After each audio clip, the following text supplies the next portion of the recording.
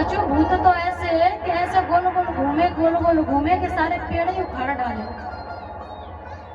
और पूरे हिमाचल में बमंडर आ गया, तूफान आ गया, धरती हिलने लगी और पूरा आसमान धूल से भर गया।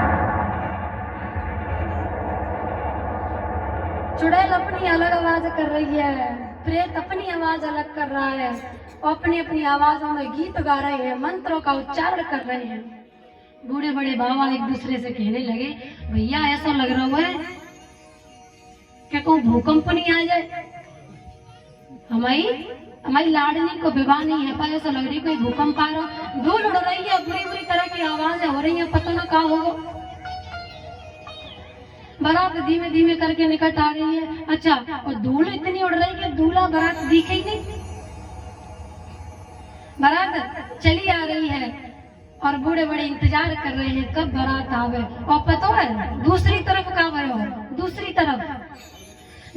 तरफ विष्णु भगवान ने सभी देवी देवताओं से कह दिया कि देखो पहले ही अपनी पेट पूजा कर लो, पहले ही खाए पी लो, बोले बाबा की बारात आएगी तो कुछ नहीं मिलेगा, पहले ही बफर सिस्टम में घुस जाओ। अब बफर में घुस के भूत ऐसा बफर करेंगे कि कुछ नहीं मिलेगा। तो विष्णु भगवान ने चालाकी से पूरे देवी देवताओं को बैठा दिया और पंगत शुरू हो गई और खाए पी के फ्री हो गए। और गांव के लोग सोच रहे कि बारात ने पहले भोजन कर लिया और वर आया नहीं। विष्णु भगवान ने और देवी देवताओं ने कहा कि भैया भोजन की छोड़ो, तुम्हारे जब नगर में कोई जिंदा रहे तब बात करिए, अगर तो शुरुआत है तुम हमें खवा पिवा के फ्री करो। पूरा सुपड़ा साफ करके और बढ़िया पेट पूजा करके आराम जनवासी में चले गए सब। इधर महादेव की बारात आ रही है, धूल उड़ रही है और धीमे धीमे बारात आई। अच्छा, एक तो धूल उड़ रही है और धूल उड़ने के बावजूद भी महादेव नंदी पर उल्टे बैठे हैं, तो मौत दिख ही न रहा। और सभी भूत प्रेत चुड़ैल जिंद सब आगे आगे आ रहे हैं और ऐसा बमंडर आओ, इतनी जोर से नाचे भूत प्रेत, इतनी जोर से नाचे कि सीधे आके टक्कर डोकरन में लगी। और जैसे ही टक्कर लगी तो कचू तो बेचारे बूढ़े बड़े मही लुढ़क गए। कचू ने जानबूझ के अपनी सांसें बंद कर ली कि भैया हमें छोड़ दे, हम तो पहले से मरे। थोड़ी बहुत जिनमें हिम्मत थी दौड़ के वो भाग गए, कचू बेहोश हो गए और कचू तो बिल्कुल ही मर गए भैया। और कचू बहाने बनाए के खेतन में जाके पर रहे कि भैया हमारा पीछे छोड़ो। और भूत कौन का पीछे छोड़े, जहां जहां बूढ़े बाबा भागे पीछे पीछे भूत चुड़ैल भागे। अब बड़ी परेशानी हो गई, पूरे नगर में हल्ला हो गया। इतने में हिमाचल नगरी के छोटे छोटे बालक अपनी एक टोली बना के आए हैं कि चलो हम भी दर्शन करे आवे। जैसे कलश यात्रा में मैया अपने छोटे छोटे बालकों को लेके आई थी। छोटे छोटे बालक नवे धोवे बढ़िया काजल लगाए, टीका लगाए। कलश यात्रा में जो छोटे छोटे बालक थे उनमें कई तो ऐसे देख गलंगो लटक रहे से मोटे मोटे, कऊ का काजल लगाओ। और कच्चू बालक ऐसे होते हैं कि भले ना कदरिए पर काजल जरूर लगो। इतने सुंदर सुंदर बालक थे। भैया अपने बालकों को रोज काजल लगाया करो। तुम तो लगाती हो, जो नहीं लगाती वो भी लगाया करे। काजल से एक तो बच्चे को नजर नहीं लगती, दूसरी उसकी आंखें भी सही रहती हैं। तो जैसे तुमने अपने बच्चों को तैयार किया था कलश यात्रा में, ऐसे ही हिमाचल की नगरी में जो मैयाएं थी उन्होंने अपने अपने बालकों को नवा धुआ के काजल टीका लगा के और भेज दिया। बालक एकदम सीधे दौड़ के आए और सीधे भूत प्रेतों में आगे टक्कर लगी। और जैसे टक्कर लगी तो छोटे छोटे बालक उल्टे पांव भागे और अपने सबसे अंदर वाले कमरे में गए और रजाई ओढ़ के बैठ गए। उनकी मैया ने पूछा कि लाला का भयो? वो कहने लगे बरबोरा बसहा सवारा बरबोरा। हमारे गांव में कहते हैं तुम्हारी बुद्धि तो बोराई गई है। बोराई मतलब पागल है, पागल। तो बालक कह रहे हैं अरे मैया दूल्हा तो बिल्कुल बोरा हुआ है, बिल्कुल पागल है। और पागल होने के बाद भी एक बूढ़े से बैल पे बैठा, बरो बोरा, बोरा माने पागल है, बुद्धि सटिया गई। बरो बोरा बस सवारा, बरो बोरा। मैया आज तो जा हिमाचल नगरी में वही बचेगा जाने बहुत पुण्य करे हो। ऐसी बारात आई महादेव की। पार्वती की मैया मैना आरती का थाल लेकर आई है अपनी सखियों के साथ में।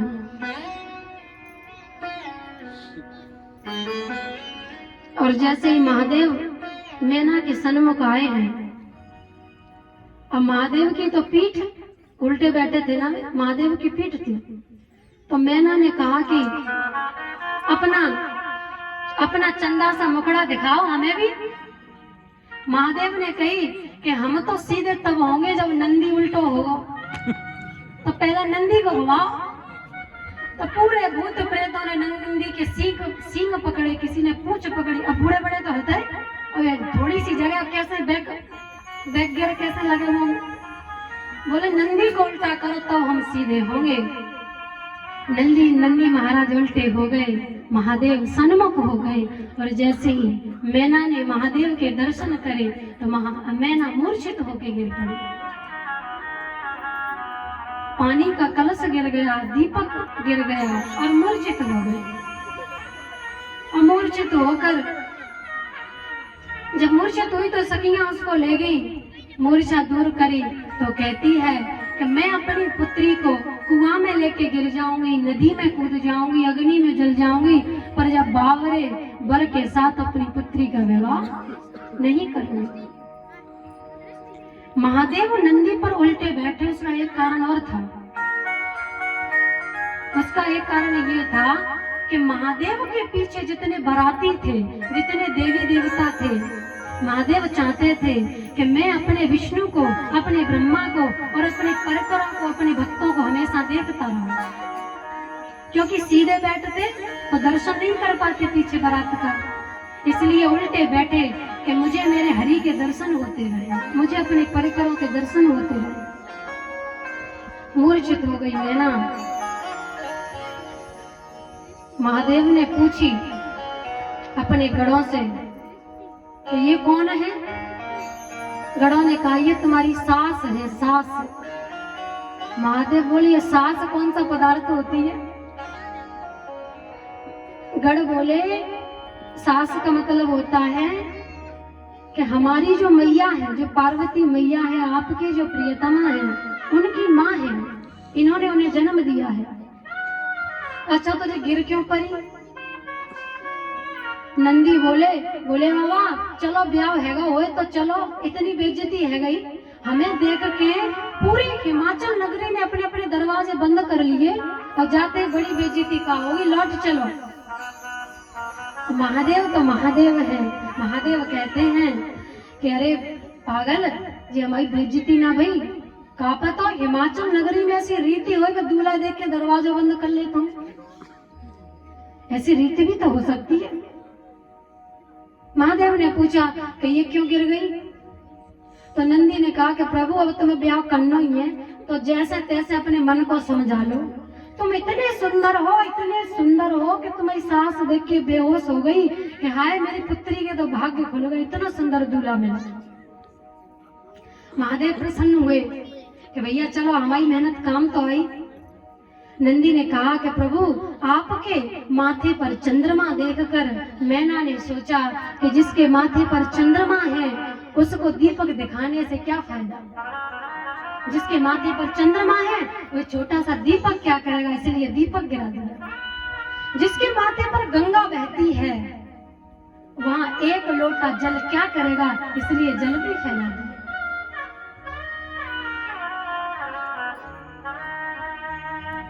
बारात का स्वागत सम्मान हुआ। अब नंबर आया है बारात के भोजन करने का।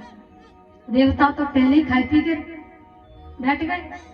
अब इनका नंबर आया तो इनको कह दिया, एक बड़े से प्रांगण में इनको भेज दिया कि तुम जाओ पंगत लगा के बैठो, हम अभी आ रहे हैं खाना पीना लेके।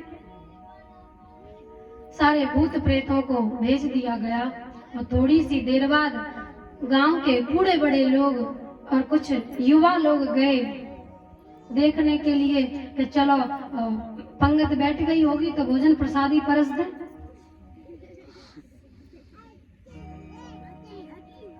अब सोचो, अब भूत प्रेत है, पंगत लगा के बैठेंगे वे? नहीं बैठेंगे। जैसे ही भूत प्रेतों को देखने के लिए गए और जैसे ही प्रांगण में घुसे, जैसे ही जनवासे में घुसे तो एकदम सन्नाटा। जहां भूत प्रेत भेजे थे वहां एकदम सन्नाटा, कोई नहीं। बूढ़े बड़े सोचने लगे कहां भाग गए सब। धीमे धीमे जैसे ही बूढ़े बड़े आगे बढ़ते हैं तो एकदम आंधी सी आई और ऊपर को दृष्टि करी तो कोई आसमान में नाच रहा है, कोई आसमान में उल्टा लटक रहा है, कोई पेड़ों पे लटक रहा है, धरती पे तो कोई बैठा ही नहीं। बूढ़े बड़े कहने लगे, भैया यदि भोजन प्रसादी लेनी है तो नीचे उतर आओ। इतने में धूल उड़ी और एक प्रेत आया और उल्टा लटक के आया और एक डोकरा के मुंह पे आके बोला, खावात है, खावात है। बूढ़े बड़े कांपते हुए बोले, भैया रोटी पानी की व्यवस्था करिए, खाना है तो खाओ, नहीं हमारे पीछे छोड़ो। अबे हमारे नाती को ब्याह है 1 महीना बाद, बारात बारात हम कर लंदा। कोई जमीन में से निकलता है और कोई को तो पूरा धरती में ही गड़ो है, बस गर्दन गर्दन ऊपर है और कह रहा है लाओ दे दो, लाओ ले आओ, रसगुल्ला ले आओ, पूड़ी ले आओ। ऐसी अद्भुत बारात। बूढ़े बड़े बाबाओं ने हिमाचल से जाके गुहार लगाई कि हे राजन, हमारे बस की बात नहीं है, तुम्हारी बारात भूखी मरे या लौट जाए, हम भोजन नहीं करा सकते। फिर हिमाचल नगरी में युवा लोगों का एक संगठन बनाया और युवा लोगों से कहा कि भैया तुम जाओ और पत्तले परसो और इन्हें खाना खिलाओ। महादेव ने अपना डमरू बजाया और सबसे बोल दिया कि सब पंगत में बैठ जाओ। अब ये बताओ, जो बैठे हुए लायक नहीं है ते कैसे बैठेंगे? सड़क कूटना देखो, सड़क कूटना, जहाँ सड़क बनती है तो सड़क पे गोल गोल आता है ना, सड़क एक जैसी करवे। कछु भूत तो ऐसे लुढ़क रहे जैसे सड़क कूटना हो, ना हाथ है ना मुंह है। अब बैठे काहे तो बैठे वाली चीजें नहीं है उनके पास, खड़े हैं तो बैठे हैं, बैठे हैं तो खड़े। सभी बैठ गए पंगत में। एक युवा व्यक्ति पत्तले लेके जाता है और पत्तले परसने लगता है और पत्तले जब परसता है तो परसते परसते रुक जाता है। तो बूढ़े बड़े बाबा पूछते हैं, भैया कहा भैया काय को रुक गए? तो वो बच्चा बोलता है, वो बालक कहता है, बाबा पत्तले मुंह के हिसाबते परसों के शरीर के हिसाबते परसों। अब काऊ की तो बहुत मुंह है, काऊ का एक भी मुंह नहीं है। बाबा ने कही, भैया तू मुंह के हिसाबते परस, जितने मुंह है उतनी पत्तल परस। काऊ के 50 मुंह तो 50 पत्तले परस दई, काऊ के 2 मुंह है तो 2 पत्तले परस दई। परसते परसते पत्तले आगे जाके फिर रुक जाता है। बूढ़े बड़े बाबा कहते हैं, भैया कहा भैया? तो वो भैया कहता है, वो बालक कहता है, बाबा जिनके मुंह है उनके तो पत्तले परसूं, वो जाके मुंह ही नहीं है, पत्तले कहाँ परसूं? और बाबा जी बताओ, आगे परसों के पीछे परसों, बाबा तो आगे पीछे के जैसा, ना मुंह ना हाथ ना पांव। बाबा बोले, भैया मुंह हो चाहे नहीं हो, बाकी राजी कैसे खाओ का करे, तो एक पत्ता तो परस। फिर आगे बढ़े तो एक भूत ऐसा बैठा कि बस एक गोलाकार वृत्ति, कुछ नहीं उसके, बैठा। और वो व्यक्ति वहां रुकता है पत्तलों वाला, वो मन में सोचता है, परसों के नहीं परसों, परसों के नहीं परसों। तो वो गोल सा जो बैठा ना भूत, जिसके हाथ पांव नहीं थे, बामें थे, भीतर ते आवाज आई, पस्से दे। मैंने कही पस दे। और जैसे ही वह गोल से मठ में ते आवाज आई तो वो तो भागो पत्तन छोड़ के। भैया हमारे बस की बात नहीं है। और मैया पूर्णिमा पर नंबर आओ तब तक तो भूत प्रेत पत्तल ही खा गए। बिना कहा पता कि खावे की चीज है कि रखवे की चीज है। तो ऐसी महादेव की अद्भुत बारात है। पूरी हिमाचल नगरी में हाहाकार मच गया।